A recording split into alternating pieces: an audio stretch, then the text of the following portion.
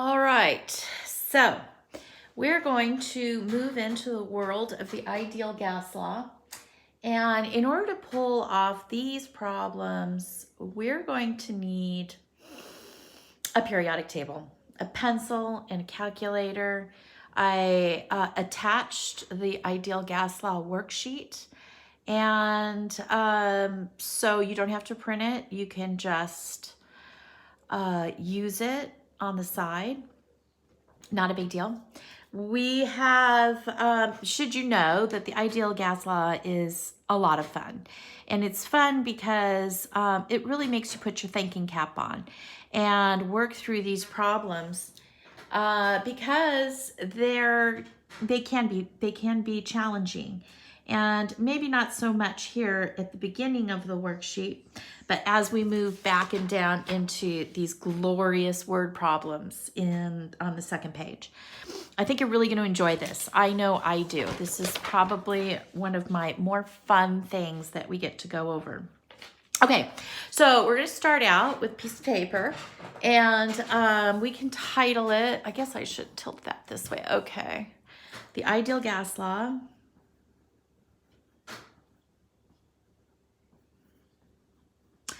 And there's some information at the top of the paper that is going to be important for you. There is this list here that tells you what each of the variables in the ideal gas law stands for. So you can write those down if you like. The basic form of the ideal gas law is PV equals nRT. P stands for pressure.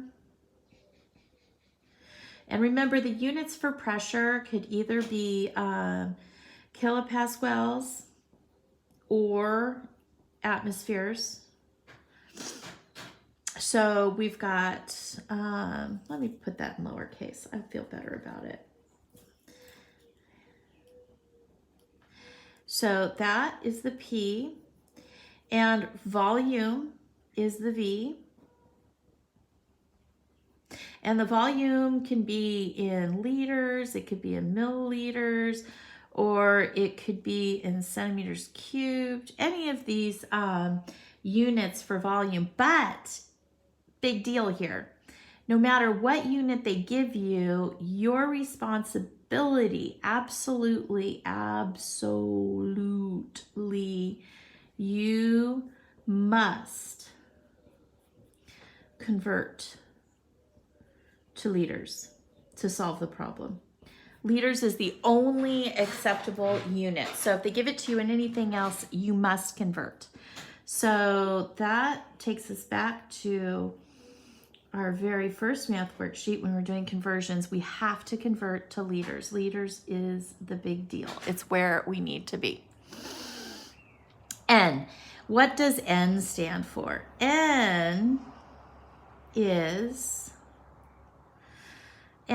the number of moles of gas that are present. So N is the number of moles of gas.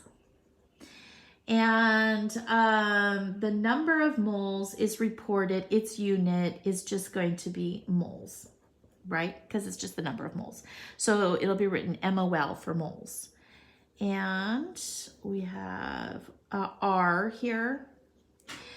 R is a constant. And so what does that mean? That means it's a number that you can put on your periodic table and use it as instant reference. It is going to be one of two numbers. And what's going to be the thing with R is that if your problem is given with pressure being kilopascals, you're going to use a certain R. And if it's in ATMs, you use a different R. So there's only two R's, and they're listed on your worksheet. Though if you're working in atmospheres, your R will be 0.0821. The units on that are complicated, so we don't really write them all the time. Not that it's impossible, it's just a lot of extra writing And I know how much Greg hates that. So maybe we'll write it just so you get it, and then we'll stop writing it. So if your problem is in atmospheres, you must use the 0.0821.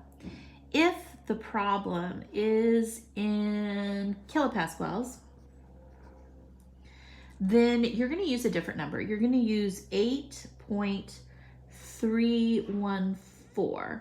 And the units on that are going to be liters times kilopascals divided by moles and times Kelvin. So these two numbers are constants. This is called the ideal gas constant. And I want to make sure that you have those numbers handy. So throw them on your periodic table so that they're super accessible for you. And I think that what happens is people forget. And so I'll remind you that these numbers are what we'll be using for R. And then finally, T. T is temperature. And it is critical that it's in Kelvin. Your temperature has to be in Kelvin.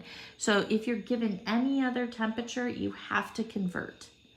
So we've got some rules here already that maybe you're not that happy with. We're going to have our pressure, our volume. Volume has to be in liters. So if it's anything else, you have to convert it. N stands for the number of moles of gas. Temperature is got to be in Kelvin, and R is known as the ideal gas constant, which is one of two numbers depending on if you're using kilopascals or atmospheres. So that is the very first things that we need to do to solve number one. So there will be more rules though. So this is just the very first, and it's working with what we would call the base equation, which is PV equals nRT. There's derivatives off of the base equation, and we're not even going to deal with those today. We're going to deal with those a different day. So let's go ahead and dive right into question number one. Question number one has, or 1A has, let's just write the base equation. The more we write it, the more we get ourselves in the habit of, memorizing it. So when I look at this problem, I see, let me zoom in a bit here. I see that I have pressure, volume, I don't have little n, and I don't have t. By the way, make sure that you're using little n instead of a capitalized N, because later on we're going to have, a need to, keep that clean, keep that in the little n rather than a capital N. So let's see here. We're solving for n. Now, to solve for n, we need to isolate it on this side of the equation, which means this RT has to move in order to get this guy to be alone. So we're going to leave this and move the RT. Whenever you move something across the equal sign, you have to move it, flip it, is the best way to say it. If it's above in the numerator, you've got to put it down in the denominator. So there you go. Wait, no, I guess I should rewrite that. So I'll rewrite it as PV equals N with the RT here.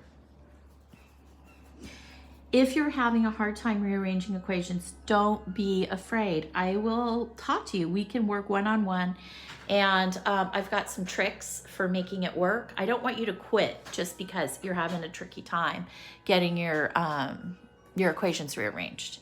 And it seems like that might be happening with a couple of people. So you could talk to me, or you could talk to a friend. I mean, there's lots of ways to go, but don't be shy. A lot of people struggle with that.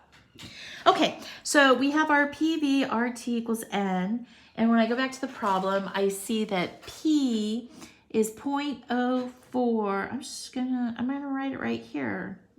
Okay. I'll write it right here. Okay, 0.0477 atmospheres. And that's multiplied by V, which is already in liters, so they let you off the hook on the first one. The next one I can see is in milliliters, so that will have to be addressed. And we're going to divide it by RT, R. So now when we're looking at this, we can see that we're in atmospheres, and so that means